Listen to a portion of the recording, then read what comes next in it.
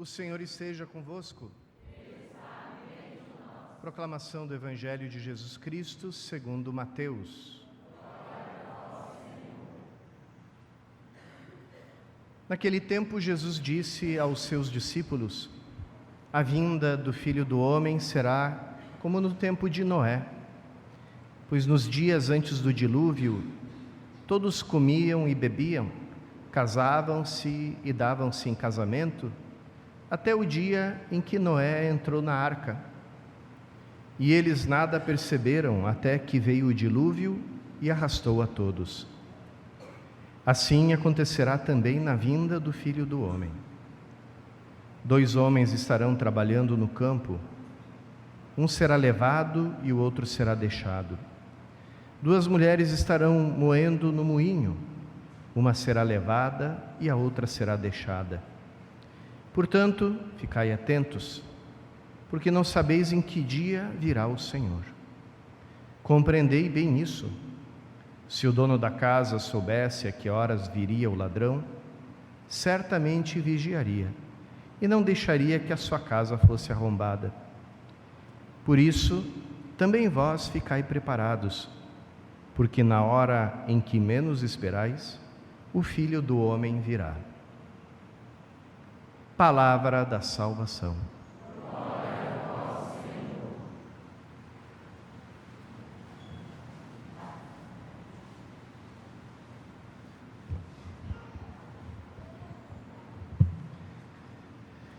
Irmãos e irmãs, a palavra de Deus que é dirigida hoje a nós fala de 2 encontros, de 2 buscas e que convergem num único encontro. No Antigo Testamento se fala do Monte de Sião, esse monte ao qual todas as nações, pessoas de todo o mundo vão se dirigir até ele para encontrar a verdadeira paz.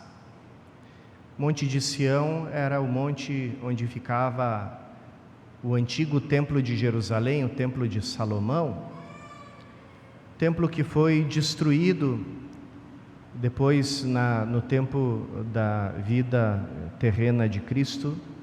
Já não era esse templo em Sião, mas na esplanada da cidade, o templo bem maior que Herodes tinha construído, chamado Segundo Templo, e que acabou sendo destruído também.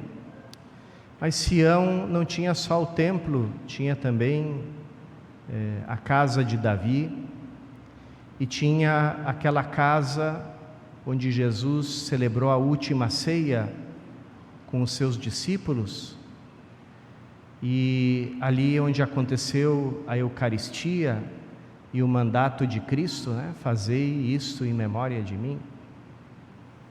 Ali naquele mesmo lugar onde Cristo tinha celebrado a última ceia, os discípulos se reuniram e ficaram em oração, e ali eles receberam o Espírito Santo no dia de Pentecostes.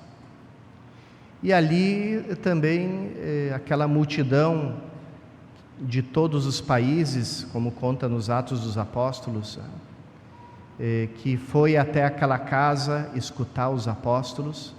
Ali também eles receberam o batismo, eram cerca de 3.000 pessoas.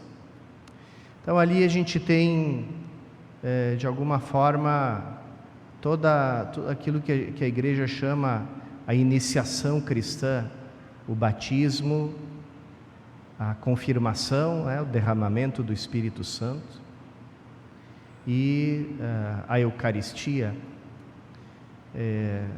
que se tornam, por assim dizer, a presença de Cristo no mundo e inauguram o tempo final, os últimos tempos, porque ali acontece a revelação definitiva de Deus e o início do mundo futuro, porque todo aquele que é batizado, que acolhe a fé na confirmação e que recebe o alimento de vida eterna da Eucaristia, ele é nova criatura, não pertence mais ao mundo presente, pertence ao mundo futuro.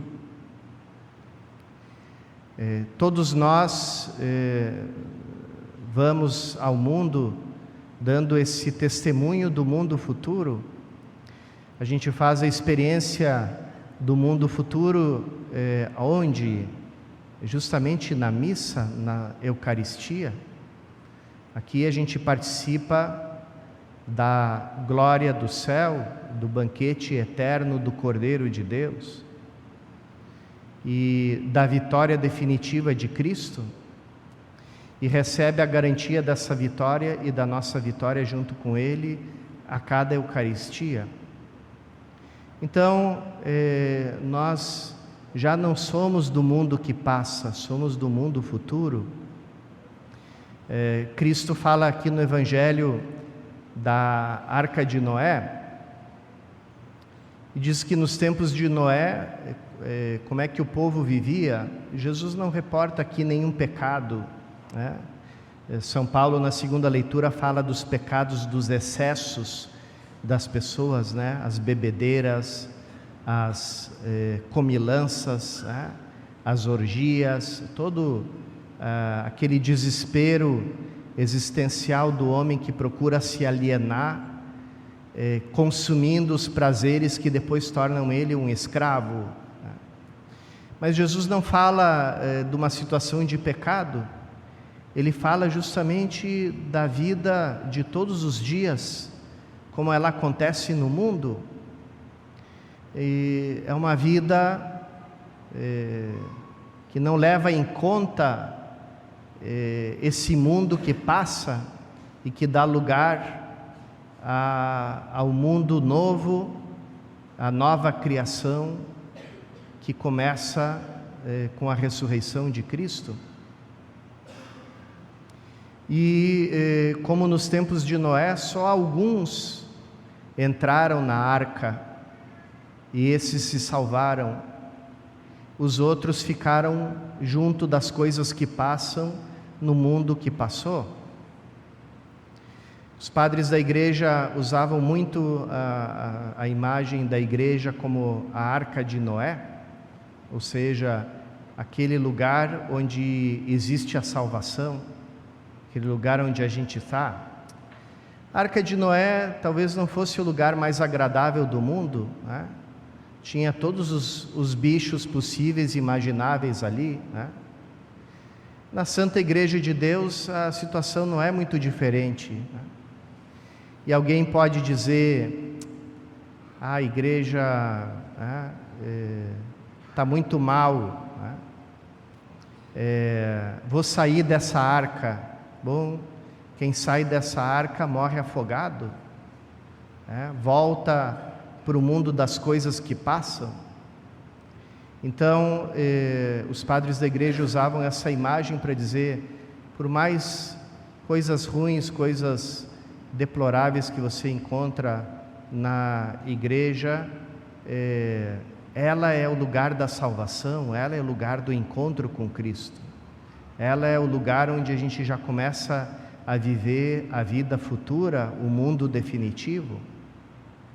Então, Cristo nos convida a ter essa atitude, né, de nos darmos conta que o mundo novo já começou e já começa em nós e já existe em nós, e a gente já começa a viver ele na fé. Quem vive a vida nova na fé tem um estilo de vida muito diferente do que as pessoas que não têm esperança. As pessoas que só contam com esse mundo e só esperam a felicidade, a realização das coisas desse mundo que passa, elas estão sempre angustiadas, correndo atrás de uma felicidade que nunca encontram. Quem acha que vai encontrar a felicidade na comida, está sempre comendo mais e mais e nunca se satisfaz. Quem procura felicidade na bebida, a mesma coisa. Lembrem aquela passagem daquele livrinho interessante e profundo do Pequeno Príncipe, né? O Pequeno Príncipe ia visitar o planeta do bêbado e só tinha um habitante nesse planeta que era um homem bêbado. E ele perguntava: por que você bebe? E ele respondia: eu bebo para esquecer. E o que você quer esquecer? Eu quero esquecer que eu sou infeliz. E por que você é infeliz?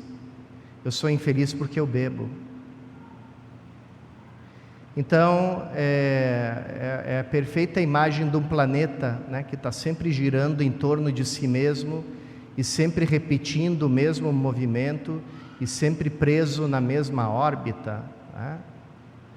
Aqui no nosso bairro a gente tem problema muito sério de alcoolismo e que é um sintoma desse desespero existencial de não encontrar alegria, tá? Às vezes eu passo aqui pela rua aqui na frente, né? A gente poderia dizer que a nossa matriz paroquial é uma ilha cercada de um mar de álcool por todos os lados, né?